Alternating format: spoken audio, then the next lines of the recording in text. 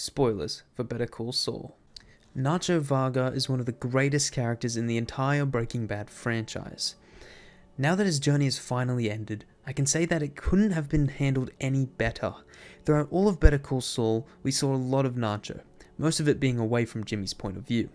Even though the two had separate journeys, I think that it's fair to say that Nacho felt like a perfect deuteragonist. Nacho was our window to the criminal drug trade section of the story, which resembles a lot of what Breaking Bad was all about.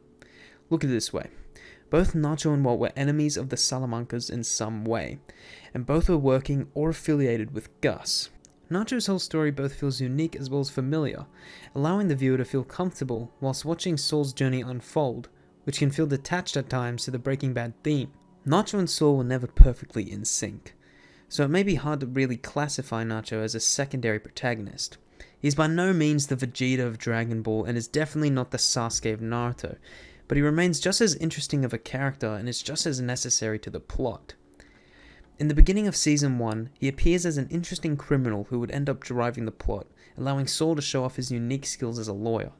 He then later reappears as a looming threat to Mike when he is working as a bodyguard for Daniel. At this point in the story, it seems like Nacho wouldn't be a deuteragonist, but more of a potential threat and someone who ends up getting into a little bit of mischief. But that all changes when we begin to learn a little bit more about Nacho in the following season. When Mike visits Nacho in the beginning of Season 2, we immediately feel congenial towards him as he feels like a standard guy. That feeling is doubled down when we meet Nacho's innocent and naive father. Even though the episode ends with Nacho taking Daniel's car, we sympathize with him because we agree with his philosophy. Daniel had what was coming to him. He was an annoying character and everyone wanted Nacho to do what he did. That single event reminds the viewers of Season 1, when Nacho tried to take the embezzled money from the Kettlemans, since they clearly didn't deserve it. Nacho was only trying to steal from arrogant, naive criminals, because their ignorance was so irritating. Nacho's next endeavor was to eliminate Tuco, because he was simply sick of his shit. Tuco's involvement in Better Call Saul reminds us all of his behavior in Breaking Bad, so it's an automatic given that Tuco is an erratic threat. While Nacho still has selfish reasoning behind his actions, again, we sympathize with him in this episode.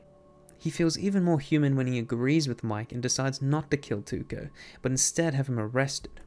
This is the turning point for Nacho's character, because after this, he is no longer worried about just himself. At the end of the second season, we learn that Mike's actions inadvertently caused a civilian to be killed, the killer being none other than Hector Salamanca, who poses as Nacho's next big threat. Hector's peevish and abrasiveness births an ever-growing hatred for Gus, which leads Hector into a one-sided pissing match against him. Hector's attempt to outshine Gus becomes a problem for Nacho when he wants to use his father's business to launder money. Nacho is completely against this, though Hector goes through with it anyway. This entire affair puts a wedge in Nacho and his father's relationship, which drives Nacho even further to stop Hector. This was the first act that truly seemed selfless by Nacho, because he was doing it to protect his father. Though he succeeded at first, Nacho unknowingly started his own undoing, because the moment Hector was admitted to the hospital, a new Salamanca came to the party. Lalo Salamanca. There's a million things to be said for Lalo, but I'll keep it simple. Lalo is the most charismatic villain to enter the Breaking Bad franchise to date, and his dynamic with Nacho is a sight to behold. Lalo only had respect for Nacho, and even though he was crazy, he was not going to harm him in any way. Unfortunately for Nacho, Gus held blackmail over his head and forced him to do his bidding. This led him to his grave, forcing Nacho into shitty situations over and over again, then abandoning him like a broken toy when he was finished with them. Even so, we loved watching him through that arc, as he never forgot who he was doing everything for: his father. Nacho endured a lot of mental suffering in the latter half of the series. Even so, he stuck to his word and honored his deal with Gus. When Nacho found out that Gus had betrayed him, he used his intellect to get one over him and force Gus to pull him out of Mexico. Before he did, however, he struck a new deal.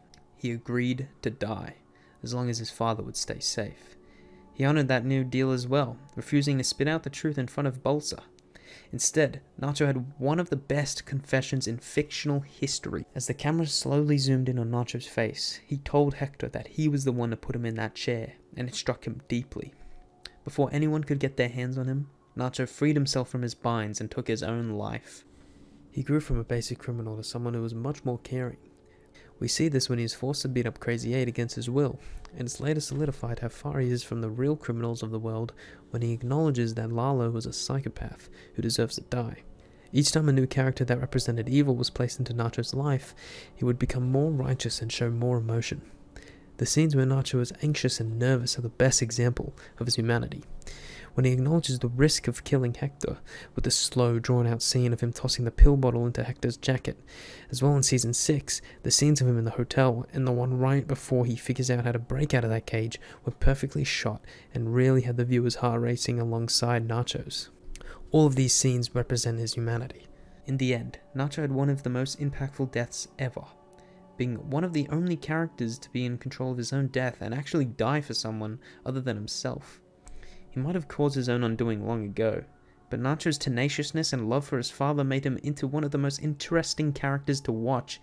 Even though his journey through this show was so separated from Jimmy's, it was structured from start to end, enough so that, in my eyes, he should be crowned as the secondary protagonist. Thanks for watching.